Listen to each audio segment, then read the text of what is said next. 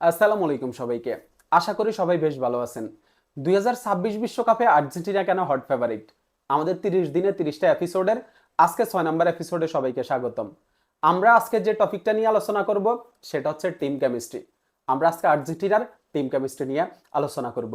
দেখেন, বিশ্বকাপ বা বড় কোনো টুর্নামেন্টে যদি আপনাকে সফল হইতে হয়, আপনার একটা দুর্দান্ত স্কোয়াড যেমন গুরুত্বপূর্ণ, আপনার ডাগ আউটে একজন মাস্টারমাইন্ড থাকা যেমন গুরুত্বপূর্ণ, তেমনি কিন্তু আপনার টিম কেমিস্ট্রি খুবই গুরুত্বপূর্ণ। আপনার টিম কেমিস্ট্রি যদি ভালো না হয়, প্লেয়ারদের মধ্যে যদি বোঝাপড়ার ঘাটতি থাকে, তাহলে কিন্তু আপনি বিশ্বকাপে বা বড় কোনো টুর্নামেন্টে সফল হইতে পারবেন না। এই যে আর্জেন্টিনা লাস্ট কয়েক বছরের যে সাফল্য, এই সাফল্যের পিছনে আমি মনে করি সবচেয়ে বড় কারণ হচ্ছে টিম কেমিস্ট্রি। আর্জেন্টাইন প্লেয়াররা একে অন্যকে খুব ভালোভাবে বুঝতে পারে। লিওনেল মেসি জানে হুলিয়ান আলভারেজ কখন রান করবে, হুলিয়ান আলভারেজ জানে লিওনেল মেসি কোন অ্যাঙ্গেল থেকে কিভাবে তাকে পাস দিবে। বর্তমান আর্জেন্টিনা টিমটা শুধু একটা ফুটবল টিম না, এটা একটা ফ্যামিলি। এখানে সবাই ভাইয়ের মতো।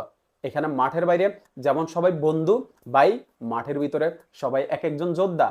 এখানে সবাই জানে নিজের কাজটা কি, এখানে সবাই জানে কিভাবে আসলে মাঠে সেরাটা দিয়ে সাফল্য নিয়ে আসতে হবে। বর্তমান আর্জেন্টিনা টিমে আপনি দেখবেন যে কোনো ইগো নেই। এখানে কোনো প্লেয়ার আসলে একা ক্রেডিট নিতে চায় না, সবাই চাই কিভাবে আর্জেন্টিনাকে সফল করা যায়। লিওনেল মেসি মাঠে এখন আর একা না। আপনি দেখবেন প্রতিপক্ষ থেকে লিওনেল মেসিকে যখন কোনো বাজে ট্যাকল করা হয়, তখন পুরো আর্জেন্টিনা টিমটা গিয়ে লিওনেল মেসির সামনে দাঁড়িয়ে যায়। আপনি কি আগে আর্জেন্টিনা টিমে এই জিনিসটা দেখতে পাইতেন? লিওনেল মেসিকে আর্জেন্টাইন প্লেয়াররা আগে কখনো এভাবে সেভ করতো? লিওনেল মেসিকে বর্তমান টিমের প্লেয়াররা জানে আসলে লিওনেল মেসি তাদের কাছে কি, লিওনেল মেসির জায়গাটা আসলে কোথায়, বর্তমান এই টিমের প্লেয়াররা খুব ভালো করে জানে। এখানে যখন কোনো ইয়াং প্লেয়ার আসে, তখন তারা তাদেরকে একা ভাবে না। এই যে নিকো ফাস, ভ্যালেন্টিন বার্কোর মতো প্লেয়াররা এসে খুব তাড়াতাড়ি হচ্ছে এই টিমের সাথে মানিয়ে নিছে।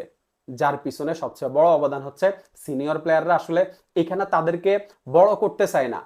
এখানে সবাই আসলে দিন শেষে টিমের সাফল্যটা চাই। এই যে আপনার হচ্ছে ব্রাজিলের বিপক্ষে আর্জেন্টিনা লাস্টে যে ম্যাচটা খেলছে, ওই ম্যাচের আগে আপনার হচ্ছে রাফিনহা, এরপরে ভিনিসিয়াস আর্জেন্টিনাকে নিয়ে কিভাবে বাজে মন্তব্য করছে।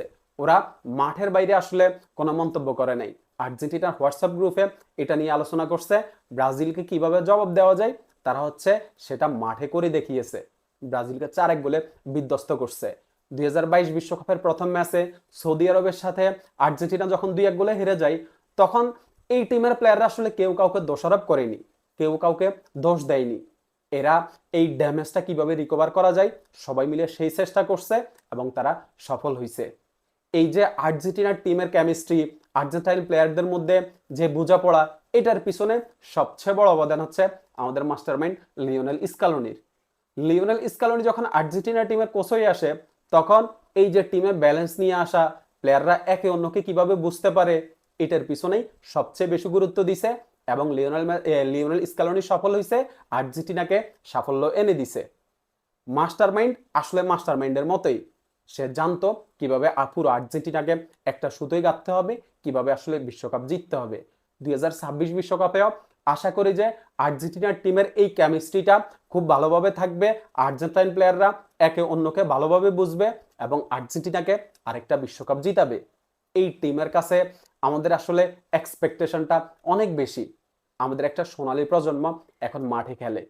এই সোনালী প্রজন্ম থেকে আমরা আরো কিছু সফলতা আর্জেন্টিনাতে চাই। আর্জেন্টিনার জন্য শুভকামনা থাকলো। ধন্যবাদ সবাইকে।